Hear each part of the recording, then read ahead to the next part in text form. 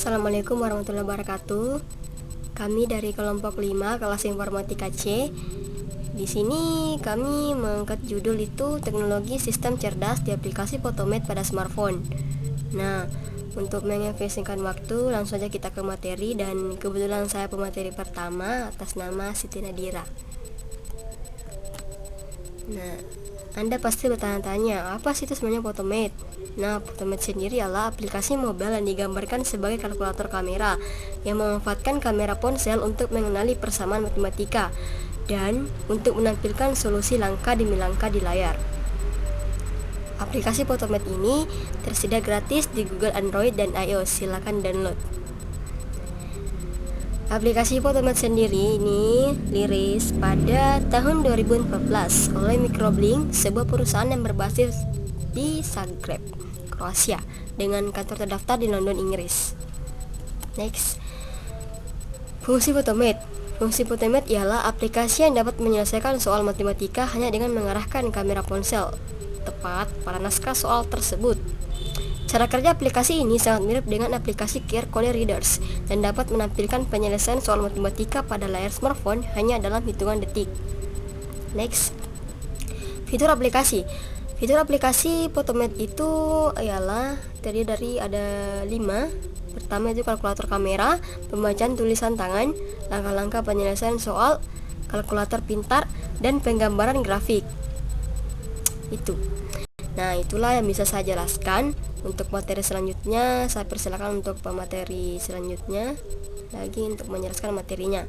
Terima kasih. Wassalamualaikum warahmatullahi wabarakatuh. Assalamualaikum warahmatullahi wabarakatuh.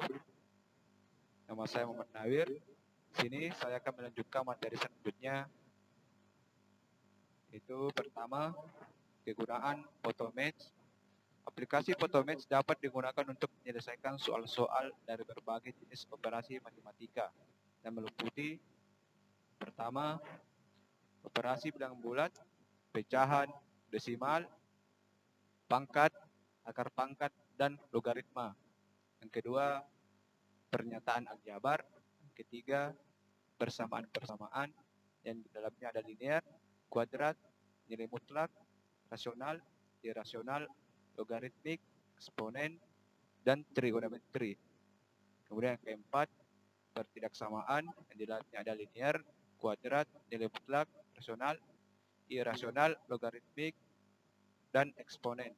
Kemudian yang kelima, penyelesaian yang di dalamnya ada perbandingan, substitusi, eliminasi, metode Gauss-Jordan, dan Krebs rule.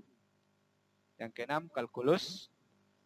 Dalamnya ada fungsi turunan dan fungsi integral. Yang ketujuh, trigonometri.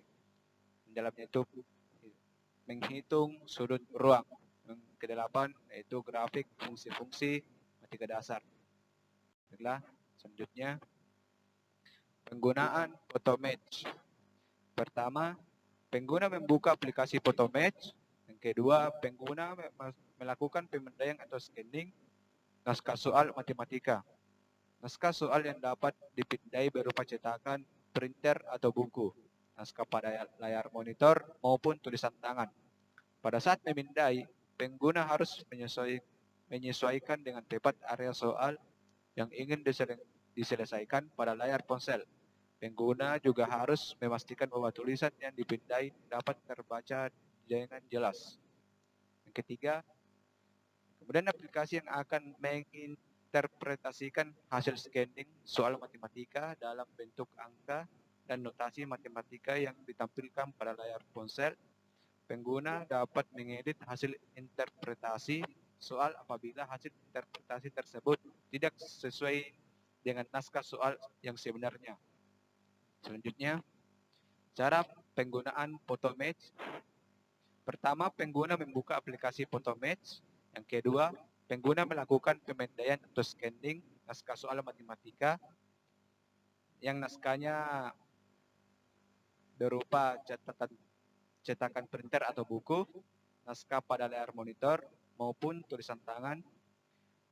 Pada saat memindai, pengguna harus menyesuaikan dengan tepat area soal yang ingin diselesaikan pada layar ponsel.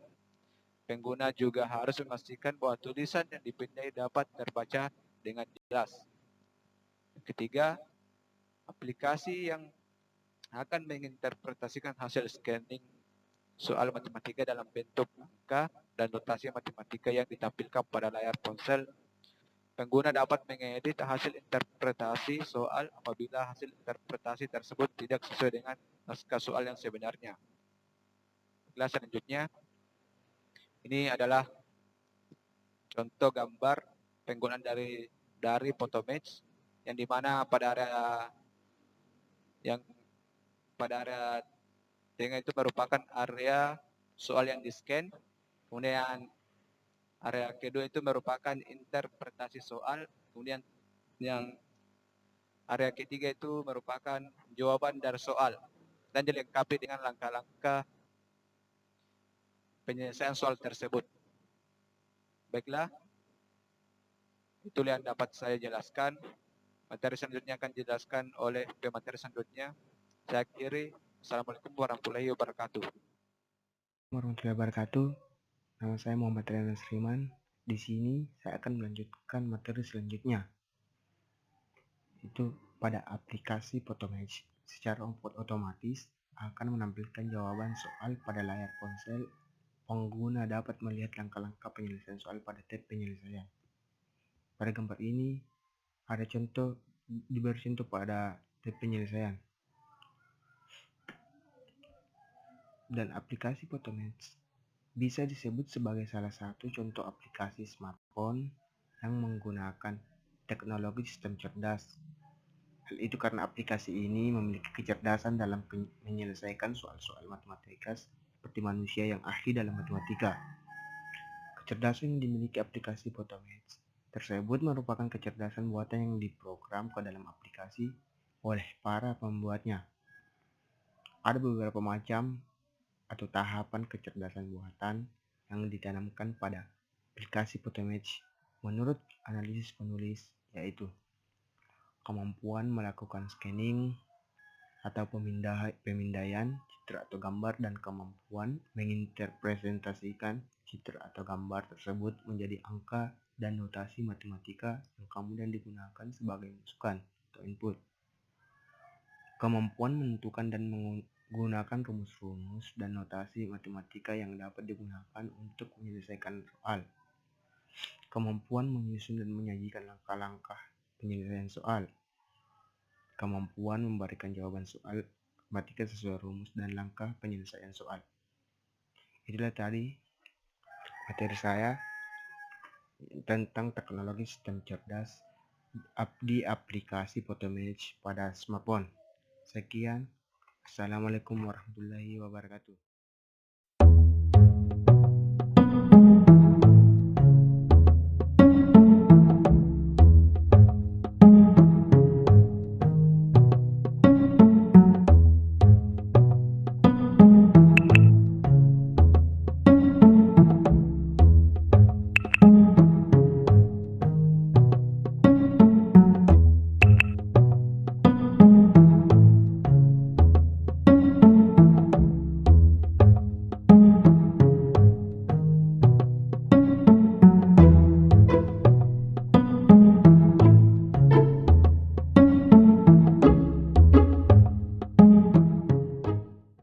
Nah, itulah tadi penyampaian materi dari kami. Semoga bermanfaat bagi teman-teman sekalian. Dan untuk yang mau memberikan pertanyaan ataupun saran, bisa di kolom komentar. Dan jangan lupa like dan subscribe. Terima kasih. Wassalamualaikum warahmatullahi wabarakatuh.